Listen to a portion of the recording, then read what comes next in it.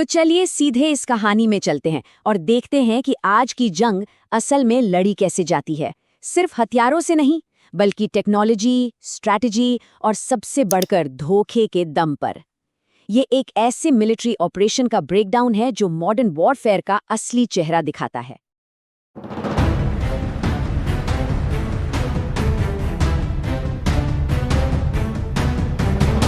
Scene set करते हैं। साल है 2026, तारीख 28 फरवरी। आधी रात का अंधेरा, अरब सागर और पूर्वी भूमध्य सागर में हलचल है।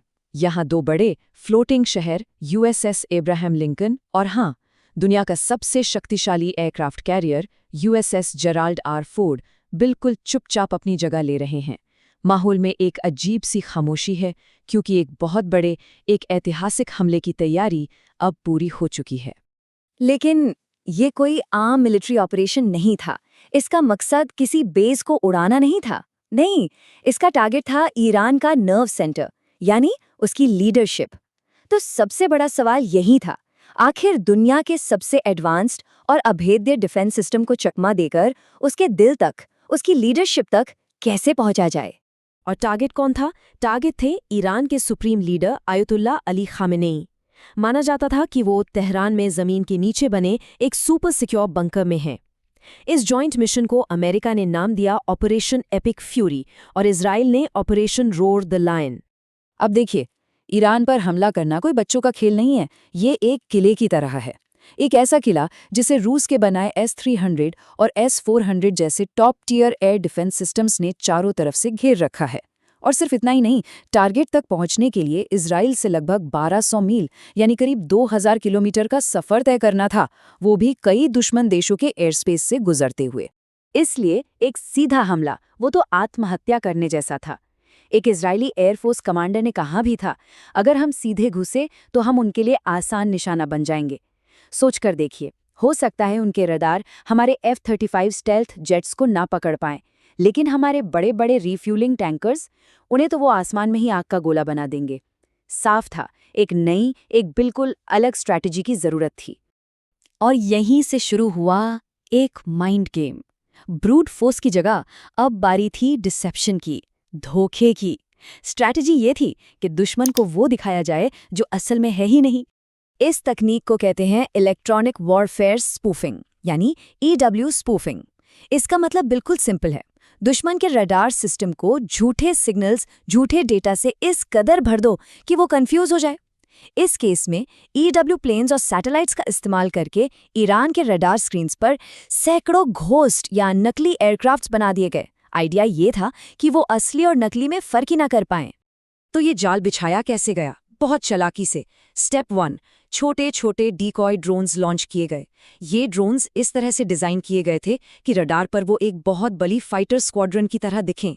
स्टेप 2, जैसे ही ईरानी ऑपरेटर्स ने ये बड़ा हमला देखा, उन्होंने इसे रोकने के लिए अपने टारगेटिंग रडार ऑन कर दिए। और बस यही उनकी सबसे बड़ी गलती थी।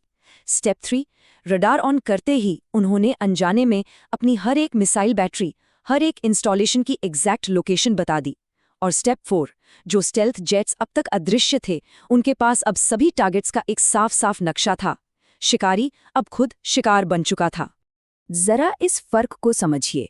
ईरानी रडार ऑपरेटर्स को अपनी स्क्रीन पर 100 से ज्यादा फाइटर जेट्स का एक मैसिव कोऑर्डिनेटेड हमला दिख रहा था, लेकिन असल में आसमान में क्या था?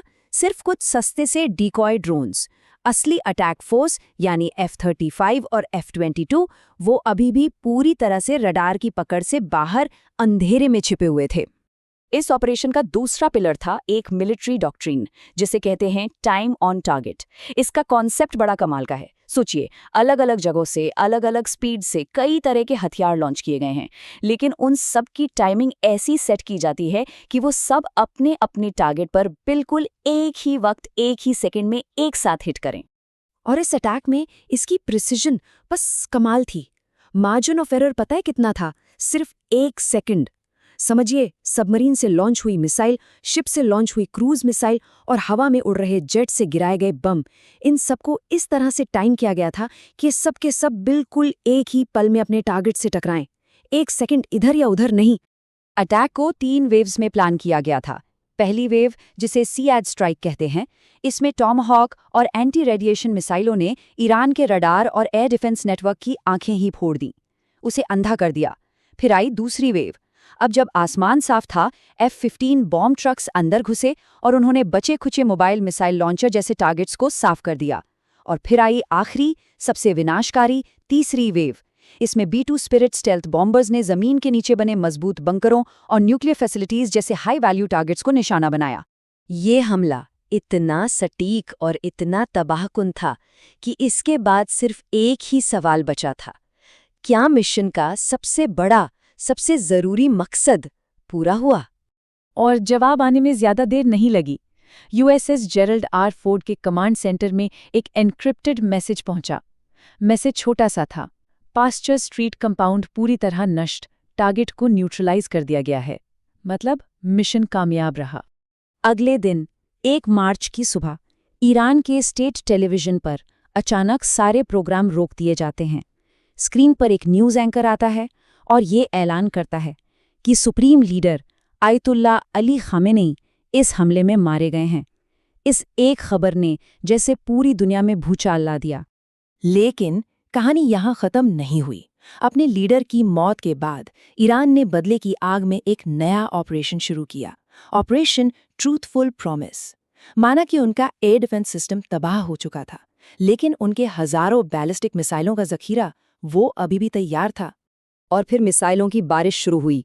निशाना सिर्फ इजराइल नहीं था, पूरे मिडिल ईस्ट में फैले अमेरिकी ठिकानों पर हमले हुए। UAE के एल धाफरा एयरबेस पर, बहरीन में US नेवी हेडक्वार्टर्स पर, कतर और कुवैत में हालात इतने खराब हो गए कि एयर स्पेस बंद करना पड़ा। देखते ही देखते पूरा रीजन एक जंग के मैदान में तब्दील हो गया था। इस बीच अमेरिका से भी बयान आया। अमेरिकी राष्ट्रपति ने दुनिया को संबोधित किया और कहा, संयुक्त राज्य अमेरिका की सेना ने दुनिया के नंबर 1 आतंक के प्रायोजक को खत्म कर दिया है। आयतुल्ला अली खामेनी अब नहीं रहे।